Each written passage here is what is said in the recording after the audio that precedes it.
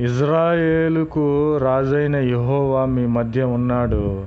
ఇక మీదట మీకు అపాయము సంభవింపదు. ఆమెన్. ప్రభునామమునకు స్తోత్రములు కలుగునుగాక. ప్రియ సహోదరి సహోదరులారా, ఇజ్రాయేలీయులందరకు రాజైనటువంటి యెహోవా మీ మధ్య ఉన్నాడు కనుక ఇక మీదట మీకు అపాయము సంభవింపదు. మనకు అపాయము సంభవింపకుండా ఉండాలంటే మనము ఏం చేయాలి? ఇజ్రాయేలు దేవుడు రాజైనటువంటి యెహోవా మన మధ్య ఉండాలంటే మనం ఏం చేయాలి? ఏ ప్రభు అయిన క్రీస్తు వారు మన మధ్యలో మనకు సహాయము చేయకుండా ఉంటే మనకు అపాయములు సంభవిస్తాయి.